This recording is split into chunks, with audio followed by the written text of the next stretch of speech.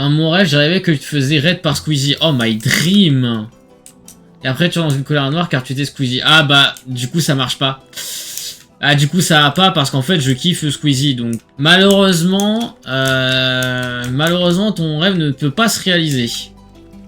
Ou alors, faudrait vraiment qu'il se passe une giga dinguerie entre Squeezie et moi pour que je me mette à le détester parce que j'adore ce mec. Donc, par contre, s'il pouvait vraiment me raid pour de vrai, là, je serais vraiment content prom Doug. Après, je pense que Squeezie, maintenant, il voudra plus raid des petits streamers. Parce que je pense qu'il doit toujours avoir en mémoire l'affaire Zod. Est-ce que tu vois qui c'est Zod? À part dans... Là, on parle pas de l'univers de Superman, mais du streamer Zod. Il y a quelques années de ça, il y a peut-être, je sais pas, 3 ou 4 ans, Squeezie et Locklear ont organisé... Enfin, c'est pas qu'ils ont fait un concours, c'est qu'ils ont sélectionné un streamer. Genre, en gros, ils ont parcouru plein de chaînes de stream. Et ils ont découvert un streamer qui était pas très grand, qui avait peut-être genre, je sais pas, 20 viewers à l'époque, tu vois. Et ils se sont dit, bah écoutez, ce mec-là, on va lui donner les moyens de percer. Donc ils ont mis de la lumière sur lui, ils lui ont fourni du bon matos, ils ont aidé à refaire, je crois, les assets de sa chaîne. Bref, ils ont vraiment mis bien, tu vois. Le problème, c'est que ce mec-là, de base, comme j'ai dit, il a genre 20 viewers. Ce qui est déjà très bien, 20 viewers. Mais avoir 20 viewers et avoir 20 000 viewers sur son stream, c'est pas pareil. Alors, je dis pas que le gars faisait 20K, mais ce que je veux dire, c'est que... bah, il était plus... Merde. Après l'intervention de Squeezie et Locklear, du coup, le gars, au lieu de faire de 20 viewers, il en faisait 2000, tu vois. Et cette surexposition a eu de graves conséquences sur lui dans la mesure où maintenant, il ne stream plus du tout.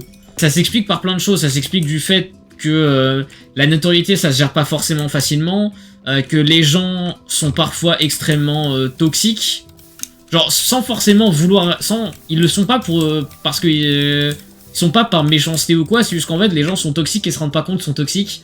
Genre par exemple des gens qui spamment dans le chat etc. Et tu vois les gens se mettent à avoir des attentes sur lui.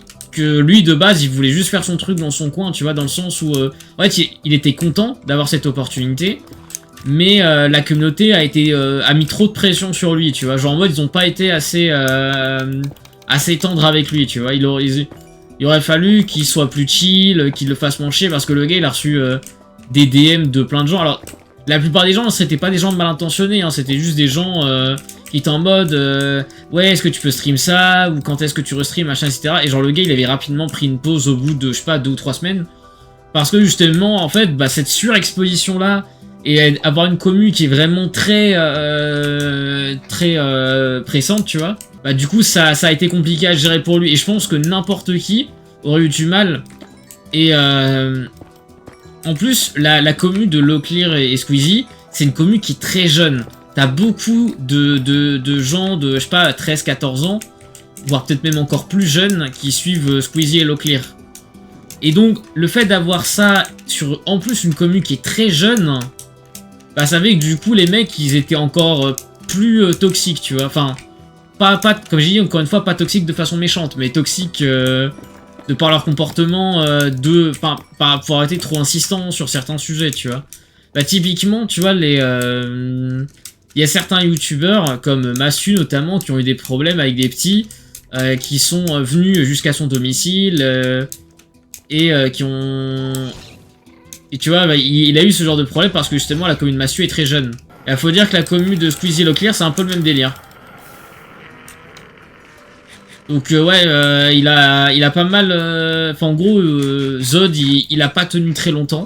Il a tenté un comeback, mais ça a vraiment pas duré. J'ai pas regardé, je l'ai pas regardé en direct, mais j'ai suivi des gens qui ont parlé un peu de son cas et c'est très intéressant.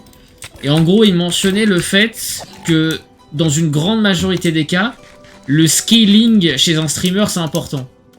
Ce que j'entends par là, c'est qu'en gros, quand t'es petit streamer, il te faut laisser le temps de scale. Merde. Le problème, si tu laisses pas à un streamer le temps de scale, en fait, il va pas avoir le temps de s'habituer et de trouver son rythme. Et c'est ce qui est arrivé à Zod. En gros, Zod, il est passé de 20 viewers à 2000 viewers d'un coup. Il n'y a pas eu les paliers où, justement, il a eu le temps de s'adapter à la commu, etc. Et bah du coup, ça a vraiment été très très compliqué à jouer, à vivre pour lui. Et du coup, bah, il a fini par rage quit le stream. Ce qui est dommage, tu vois. Parce que, en fait, c'est ce genre de choses où... c'est un peu un cas d'école. Genre maintenant...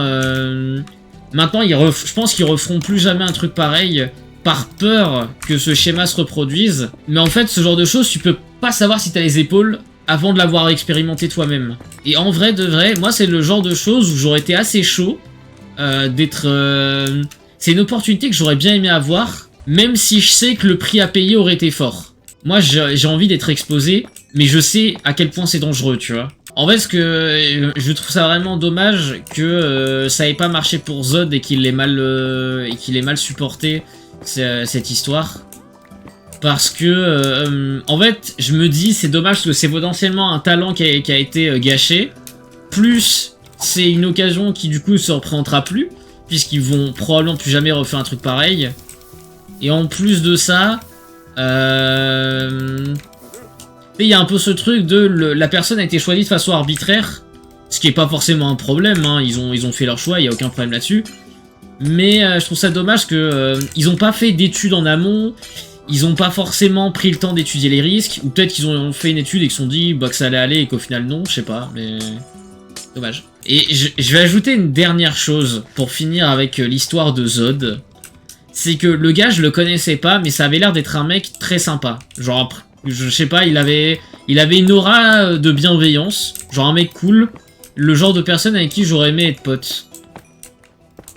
Donc si jamais un jour j'ai l'occasion de rencontrer ce gars-là, bah, ce sera un vrai plaisir pour moi, parce que ça a vraiment l'air d'être quelqu'un de bien.